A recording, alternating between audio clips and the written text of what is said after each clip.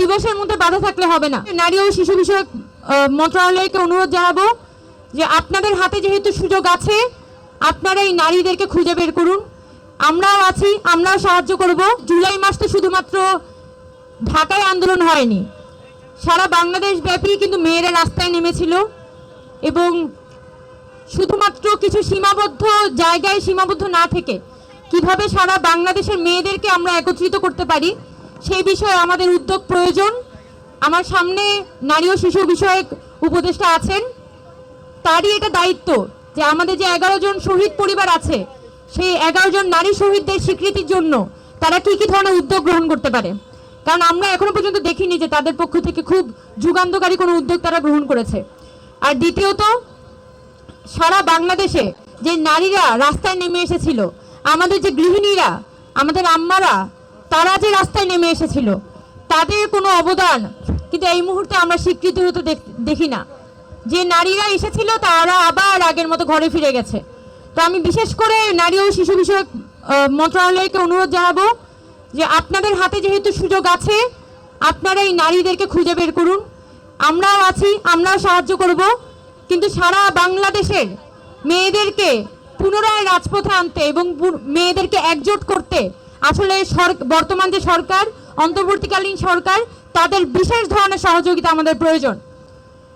এবং সর্বশেষ বলি যে শুধুমাত্র দিবসের মধ্যে বাধা থাকলে হবে না। আমাদের 5 আগস্ট পরবর্তী সময়ে এখনো পর্যন্ত আমাদের ঢাকা বিশ্ববিদ্যালয় বলি, জাহাঙ্গীরনগর বলি, আমাদের রাজশাহী বিশ্ববিদ্যালয় বলি, আমাদের হলের গেটগুলোতে 10টার পরে যদি একটা মেয়ে ঢুকে তাকে প্রচণ্ড রকমের কটু কথা শুনতে হয়, যেন কোনো একটা অপরাধ করে ফেলেছে। এবং আজকে একটা দিনের জন্য শুধুমাত্র তাদেরকে বলা হচ্ছে যে তারা 12টা পর্যন্ত বাইরে, সারা রাত তারা বাইরে থাকতে পারবে। তো সারা বছর ইউনিভার্সিটি সেফ থাকে না, আর এই একদিনের জন্য শুধুমাত্র ইউনিভার্সিটি চারপাশ থেকে বন্ধ করে সেফ ঘোষণা করা হয়। এটা তো কোনো স্বাধীনতা না।